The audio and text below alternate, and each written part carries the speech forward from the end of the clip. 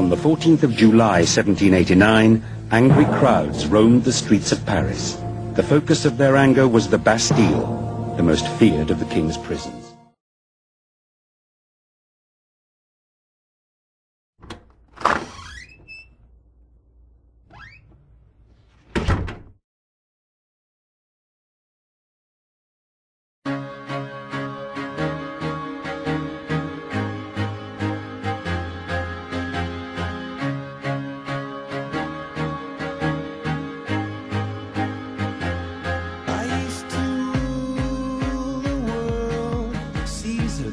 When I gave the word, now in the morning I sleep alone, sweep the streets I used to own.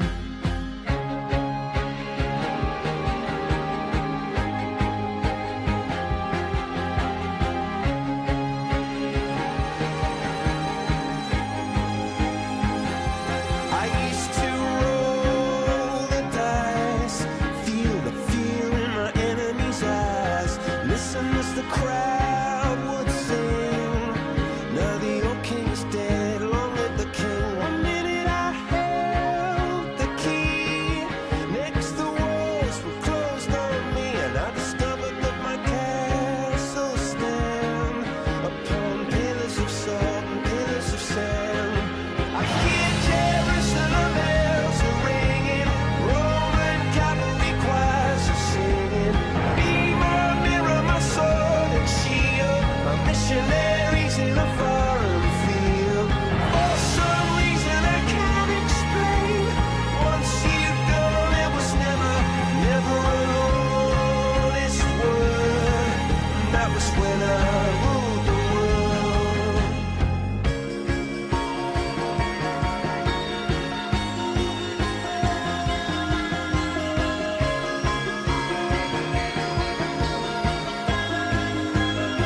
It was the wicked and wild wind, blew down the doors to let me in, shattered windows and the sound of drums.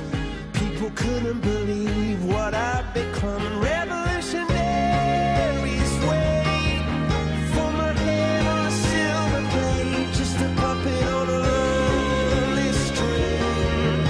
Oh, who would ever want to be king? I hear Jerusalem bells are ringing, Roman cavalry choirs are singing. Be my mirror, my sword and shield, my missionaries in a foreign field. For some reason I can't explain, I know St. Peter won't call my name, never an honest word. But that was when I ruled the world.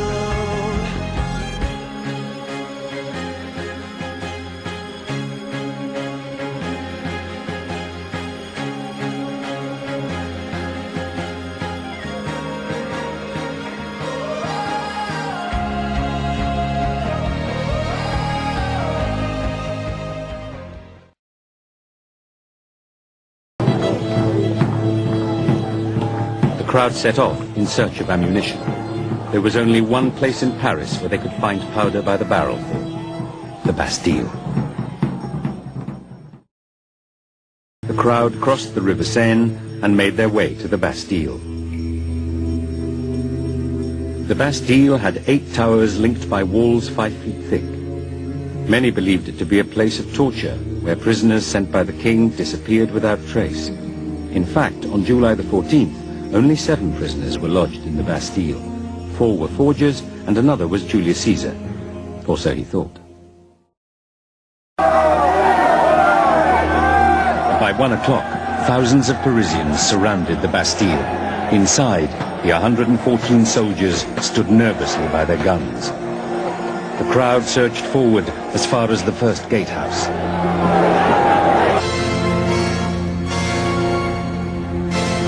By now, the governor was the last custodian of royal authority in the city.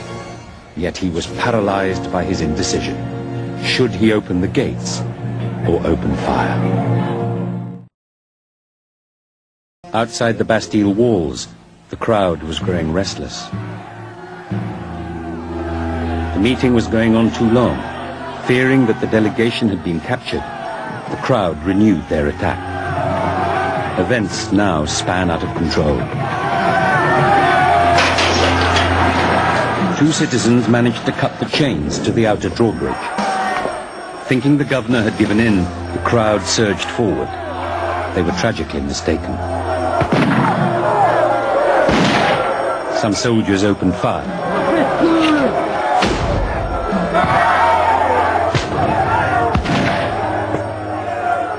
Humbert the watchmaker recalled, "It was horrible. One poor man was killed outright and another injured, but no one seemed to notice. No one knew who fired first, but we all quickly ran for cover." Some never made it to safety. Within moments, the courtyard in front of the royal prison was strewn with the blood of commoners. From that instant, everything changed. The crowd had come for gunpowder. Now they were out for blood. Against the stout walls and cannons of the Bastille, muskets were useless. Then, about 3:30 in the afternoon, 300 armed citizens arrived to help storm the Bastille, along with 62 deserters from the king's army, towing a weapon to even the odds.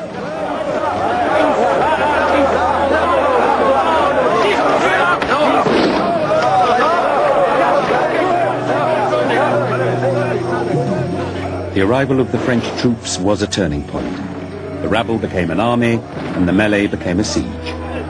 In the inner courtyard of the Bastille, the deserters leveled the guns at the second drawbridge, the last remaining barrier to victory.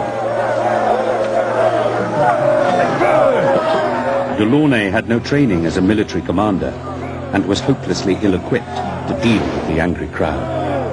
The crowd had suffered heavy casualties, but the arrival of the cannon now gave them the opportunity to strike back.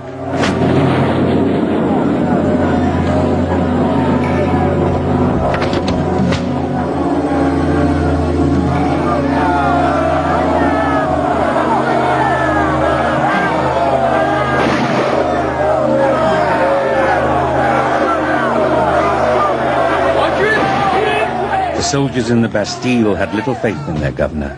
One later wrote, "A man without much courage. He would listen and agree to our advice, and then he would do just the opposite, before changing his mind again."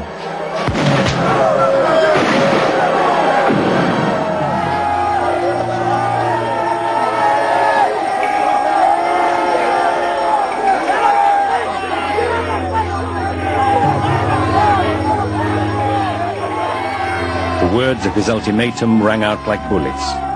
Angry at the death of their comrades, the crowd was enraged by the governor's attempts to blackmail them into surrender. No terms. Down with the drawbridge. No terms. In the first great decision of his life, Delaunay was having second thoughts. If he surrendered, he would live ever after with the shame of defeat. If he carried out his threat, he would die with the blood of thousands on his conscience.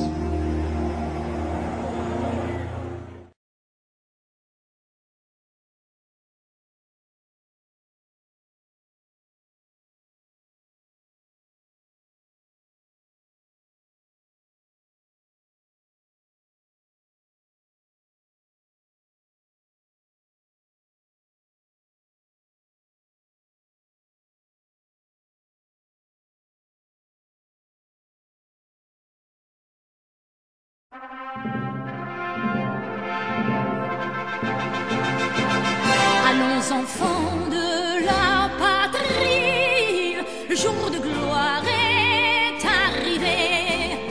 Contre nous de la tyrannie, l'étendard sanglant élevé, l'étendard sanglant élevé. Entendez-vous dans les campagnes mugir ces féroces soldats? Ils viennent jusque dans nos bras, égorger nos fils, nos compas.